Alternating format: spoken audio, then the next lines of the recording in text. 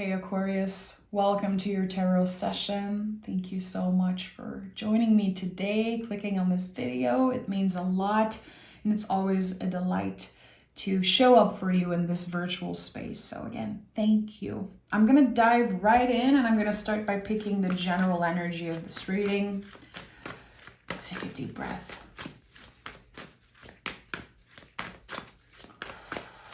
Aquarius, what is the general energy?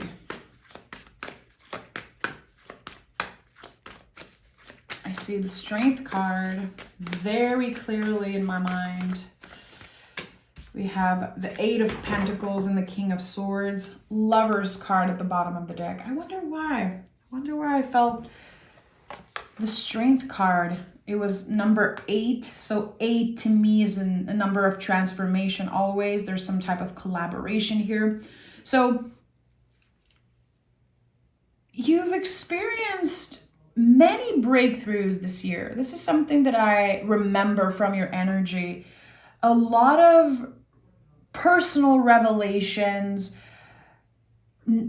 I feel like you're really starting to, yes, become wiser, but it really is about understanding the difference between the things you have control over and the things that you should be working on. Like there's a very thin line here between, again, what we have control over and what we don't have control over.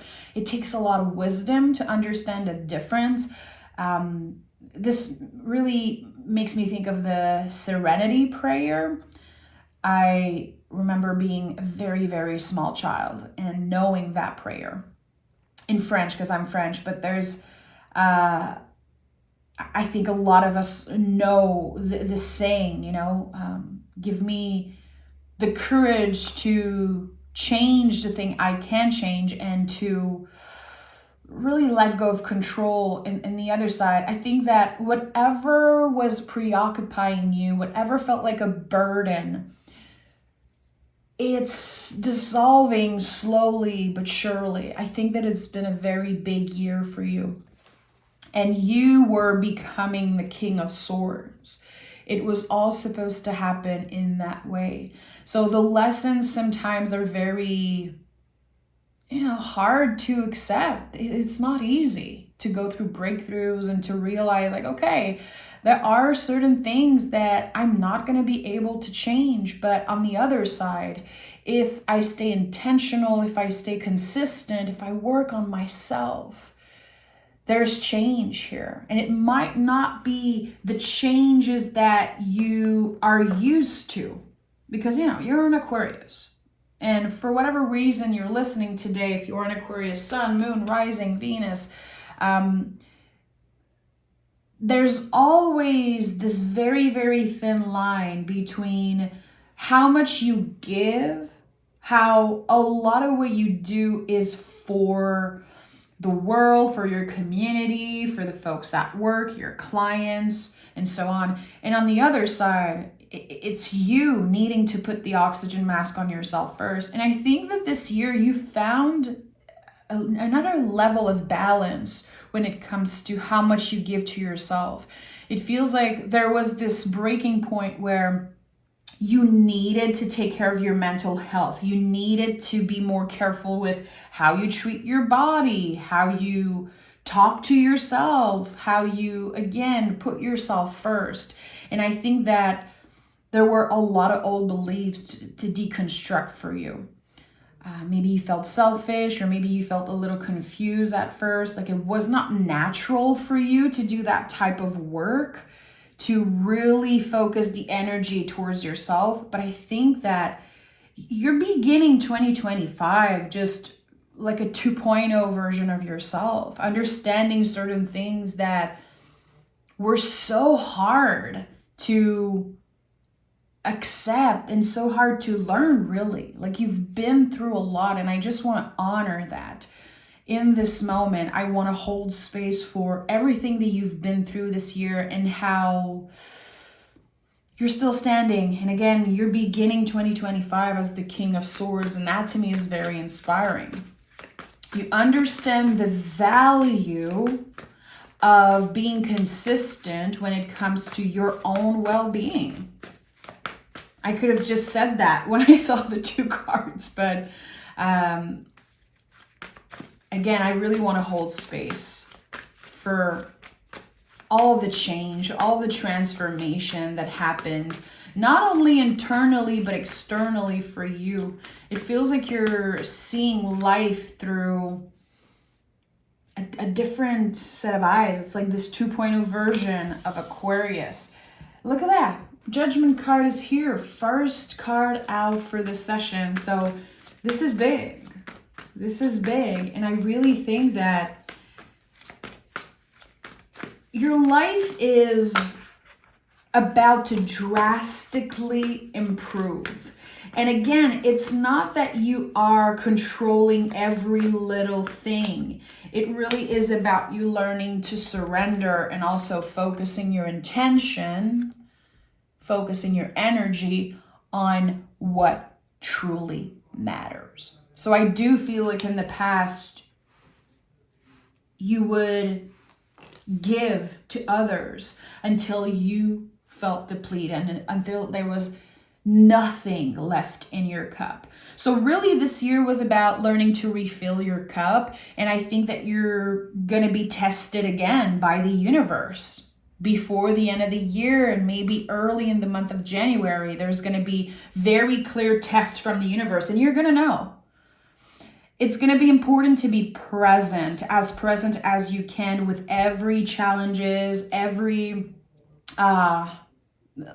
bits of information that's coming up for you, because I think that you know exactly what to do, but you are still detangling, dissolving certain old patterns. There are things that you're so used to do, you're so used to show up in a certain way that it requires more practice is what I'm getting here. And that's why with the 8 of Pentacles, I'm like, be intentional, be consistent. And remember that when you abandon yourself or when you go back to your old ways, it's not like you're taking a step back. It's not like you're making a mistake. It is all part of this learning experience. It's all part of your personal evolution. And I think that it really is about flowing for you. It's not about controlling everything. The universe is literally asking you to just be.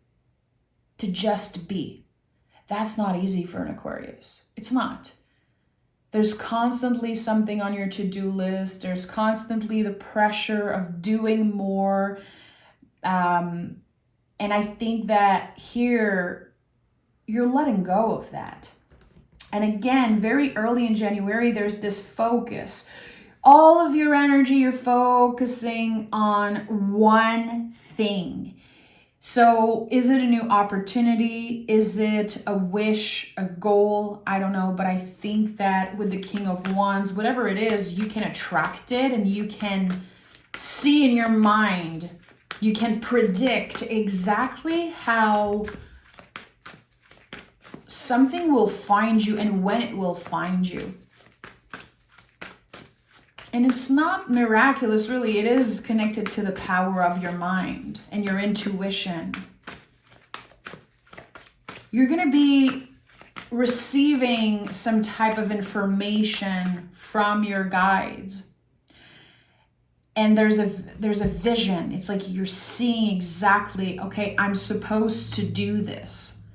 I'm supposed to try this. I can see myself in this new scenario, in this new situation, in this new job, this new relationship, or this new house, city. I don't know what is about to change for you, but clearly something that's destined happen. And we have the Temperance card, we have the Fool card. So there's already 4 major cards. So when you see so many major cards in a reading, you know that this is about major life events.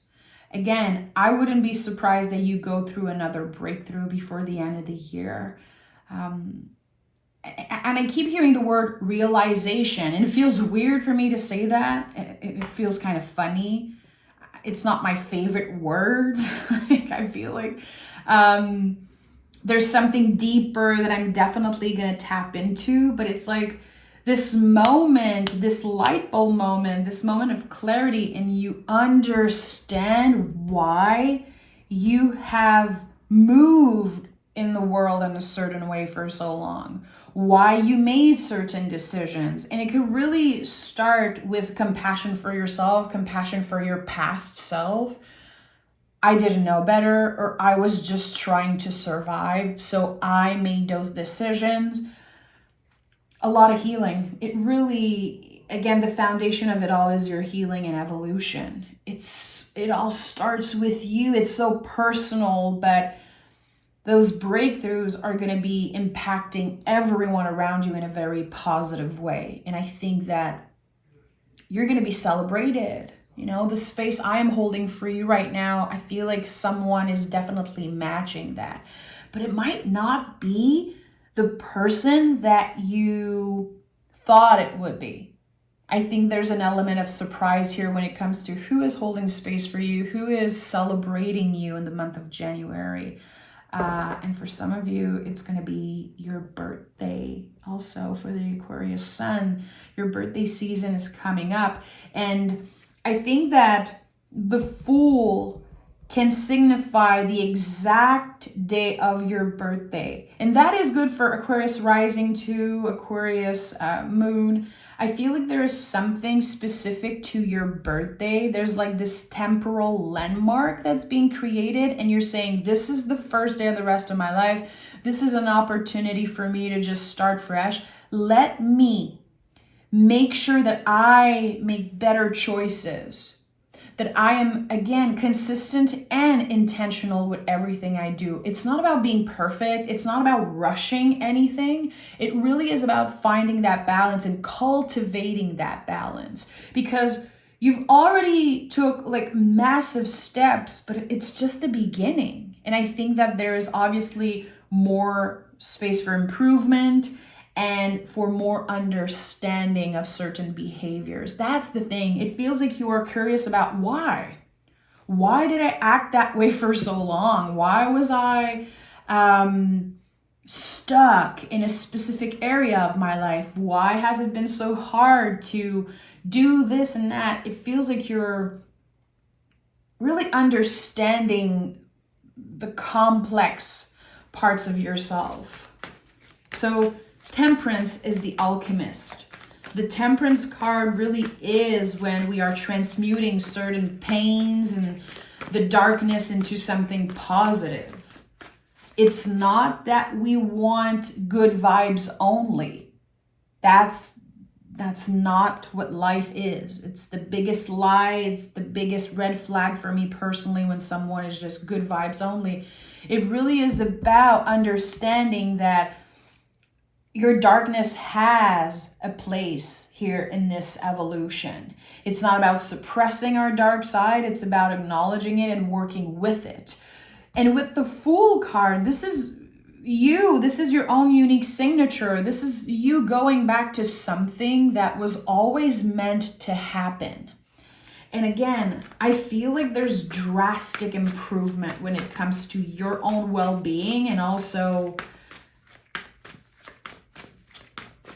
abundance, but it's because you're given the opportunity to do more, to work more efficiently, and I feel weird telling you that, but I'm definitely sensing that for some of you, there's going to be this raise. There's going to be this improvement when it comes to your finances. And I think it's just helping you let go a little bit more of control. It's all part, again, of the energy balancing out. Okay, tell me more. There's so much information coming up for you, Aquarius. So much information. And that could be how you feel right now. There are things from left to right coming in. And you're like, okay, that's a lot. I can't wait for this year to be over. I can't wait to just begin a new chapter. Yeah. 10 of Swords. This is it. I can't wait for the year to be over. I think that for Aquarius and all air signs, it really is important to, again, have this mark, have this moment where you're like, this is a fresh start. It's just the extra push that you need from the universe. Your brain works well in that way when it's clear that, okay, there's a specific date, there's a specific moment, there's an element, like a symbolic element that makes me feel like everything is possible, that I can let go of the past and I can start fresh. So there is a fresh start coming. And with the 10 of Swords, this is abundant. This is practically a miracle. Very, very positive. You can see the person's hand here. It's placed just like the Hierophant. So I always knew it in my gut. I always felt it, that the 10 of Swords was a blessing.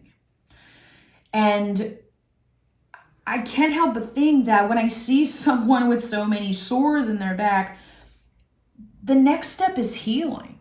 The next step is taking care of ourselves and healing the wounds properly. And I think that you're able to identify where those swords came from. It's not just like people. There could be people that you're just ready to leave in 2024. There could be events, energies that you're just fully done with. It is clear. There's no illusion. There's no confusion in 2025 for you. It seems like the path is very, very clear.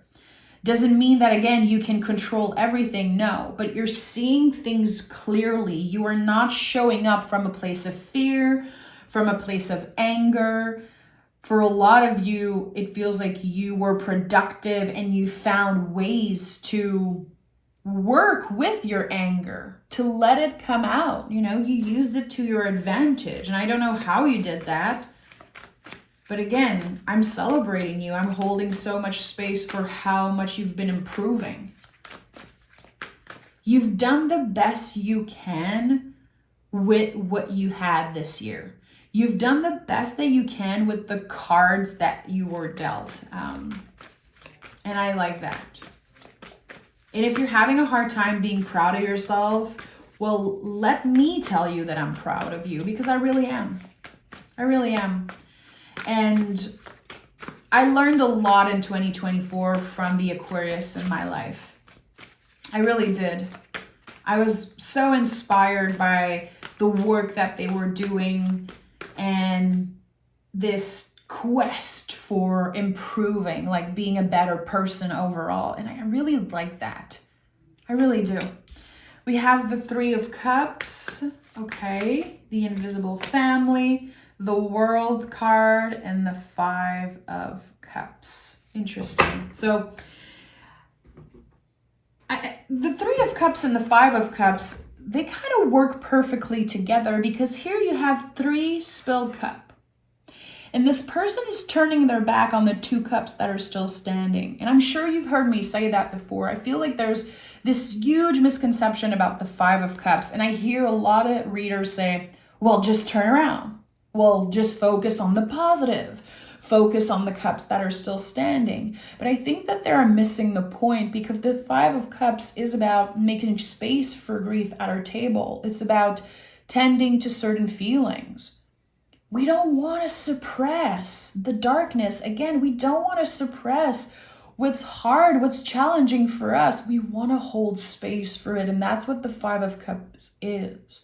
So anyone who's telling you, come on, try to be more positive, try to see the bright side, I don't have to do this. You don't owe anyone a fake smile. You don't owe anyone a cheery, bubbly version of yourself. You are allowed to sit with the difficult feelings for as long as you need. This is a grieving card. Chances are you are still grieving a very intense loss. And even if life moves at 1,000 miles an hour and you're busy with so many other things, it's still there. That's the thing with grief, Aquarius. It's like a massive rock that we carry in our bellies. This is how I see it. You know, I'm sure we all know the feeling of grief, how it's so painful, like physically. It's not just emotionally. There's like this physical reaction to it. And I think that the more we grieve, the more love there was in a situation. So by acknowledging the pain, by holding space for the 3 spilled cup, you are unconsciously holding space for the love that was once here. That's what grief is. Grief is like a neon sign that says, love was once here. Love was here. And that is so powerful. And I think that you've been cultivating so much self-love. And, I feel like when I say self-love, it sounds a little overrated because everyone talks about it. But to actively work on yourself, wanting to be a better partner, a better father, sister, son, daughter, whatever, a better neighbor, a better version of yourself, a truer version of yourself with the King of Swords. You cultivate that self-love,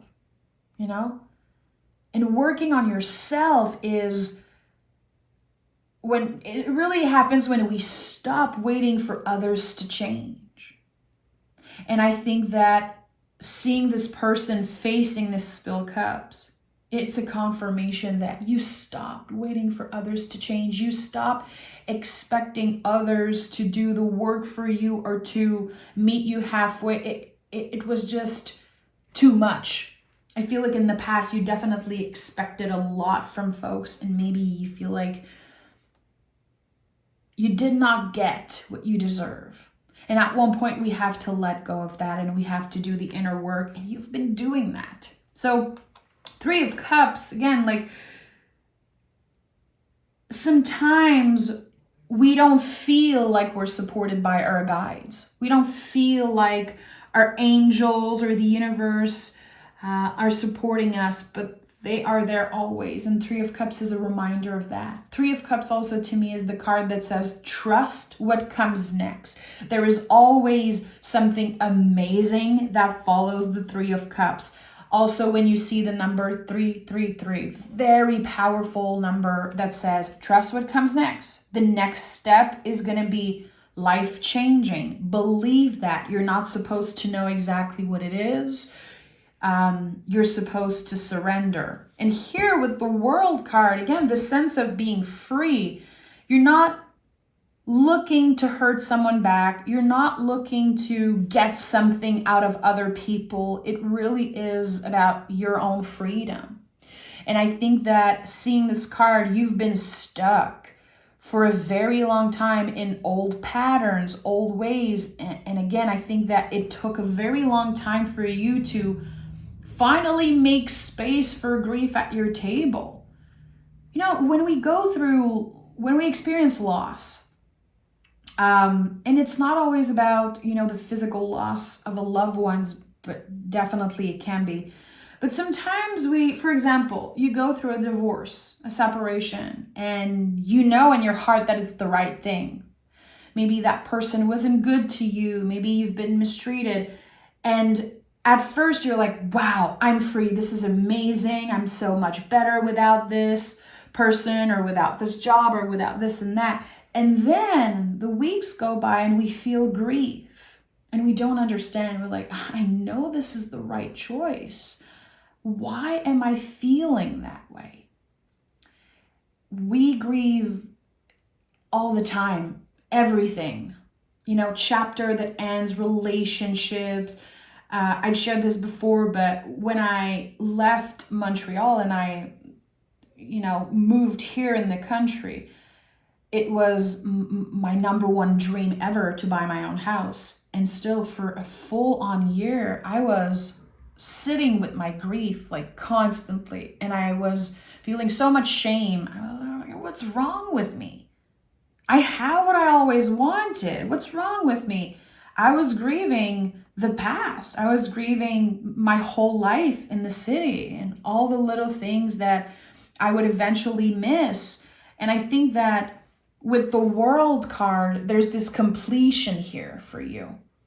I think that again, you've been through it in 2024. I don't think it was an easy year for you. I think it was very personal shifts and ups and downs, and it was all essential. You're going to be remembering 2024 for your breakthrough year. You getting back to the truest version of yourself. And all of the cards that I'm seeing here, it feels like it's a mirror of 2024 and what happened to you. Again, I think that you're going to feel like you're being tested again. And when you react from your past self, when you react from fear, when you react from your pissed inner child or inner teenager, you're going to know right away. You're going to be able to not stay stuck in shame, in fear, but to look at it and identify, wow, okay, I used to do this all the time in the past. Now I know better than this. I know that this is not the real me. This is not the truest version of me. So when we're able to identify, again, the 3 spill cups, we're able to put that darkness in a corner, and it helps us see the light. It helps us see the beauty in life so much more easily. So I think that 2025 for you is a year of drastic improvement, like drastic changes. And that is mind, body, and soul. Everything. Temperance to me is everything. When I see this card, I know that the improvements are not just one specific area of your life, it's the whole thing. So welcome that. I think that this is like your only mission right now, Aquarius, to welcome the infinite possibilities of the Fool. To remember that when you're going through a bad day, a bad week, a bad month, you're not taking a step back, you are learning. It's all about learning. Again, it's all about consistency and intention. This is going to be the whole theme of 2025. Let's see what the Moon Witch Oracle has for you.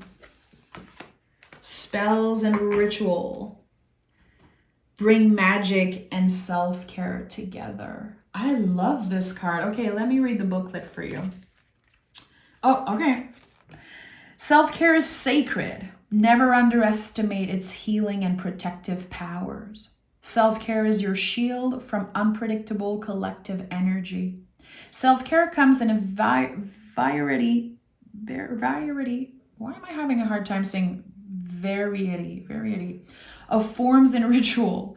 For an introvert, it could be tending to plants, cuddling with pets, reading a book, or organizing an altar. For an extrovert, it could be doing tarot readings with a group of friends, dancing, or going away for the weekend. Basically, self-care can be anything. There's no such thing as a universal self-care ritual. You must listen to your heart and find the best practices for yourself. It does not have to be fancy, expensive, or Instagram worthy.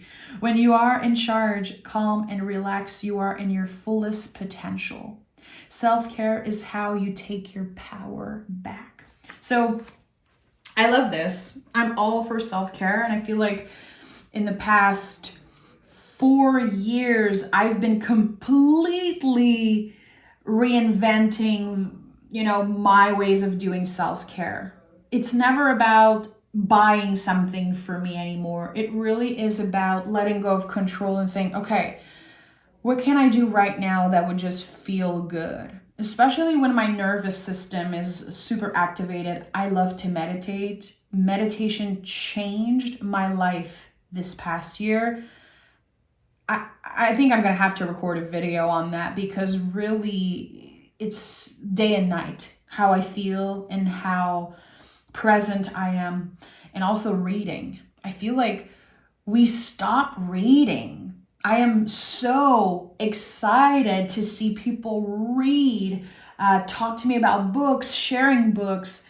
I love it. I love it so much. And I feel like we listen to a lot of audiobook, we listen to a lot of podcasts, but we stop reading, and it is so good for us. It really is a practice of self-care, because what it does to your brain, it's magical, really. So I think that when it comes to self-care and being present, really, it's about going back to the old ways.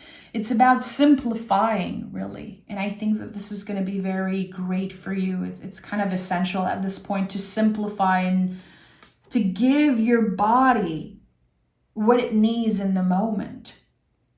Right now, you can wait a few hours to do what's on your to-do list. You can wait a few minutes before you look at your phone, and breathe, be present, and find a practice of self-care. A little ritual, something very personal to you, like put your own signature on it and see how it helps. I'm sending so much love, Aquarius. Thank you for being here, and I'll talk to you guys next week.